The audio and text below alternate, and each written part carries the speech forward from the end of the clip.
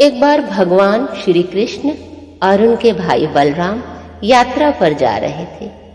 रास्ते में घना जंगल पड़ा और अंधेरी रात भी होने लगी थी। श्री कृष्ण ने कहा, दाऊ, क्यों ना रात हो गई है, हम लोग विश्राम करें। बलराम ने कहा, ठीक है। दोनों लोग एक पेड़ के नीचे लेट गए।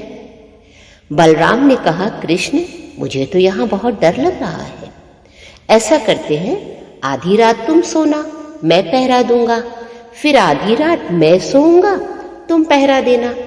श्री कृष्ण ने कहा, ठीक है, पहले मैं सो जाता हूं, मैं बहुत थका हुआ हूं। बलराम बोले, हाँ भाई, तुम पहले सो जाओ। श्री कृष्ण सो गए। थोड़ी देर बाद बलराम को एक आकृति अपने समीप आती हुई दिखी।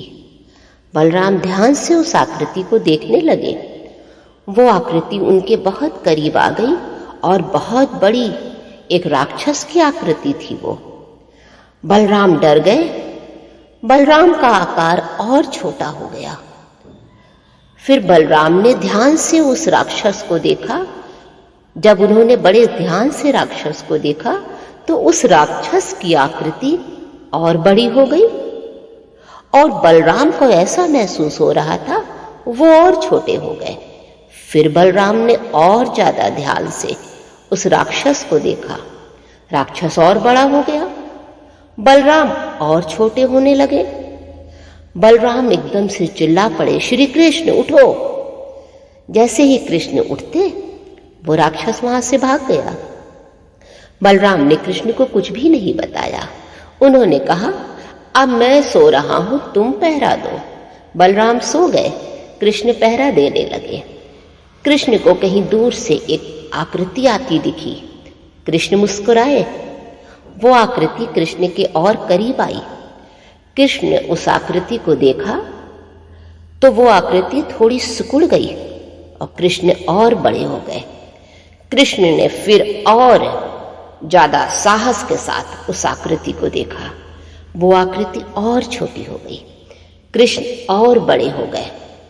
फिर कृष्ण ने मुस्कुराते हुए उस आकृति को देखा। वो राक्षस की आकृति और छोटी हो गई। कृष्ण और बड़े हो गए और कृष्ण ने उस छोटी सी राक्षस की आकृति को पकड़ा और अपने थैले में डाल लिया।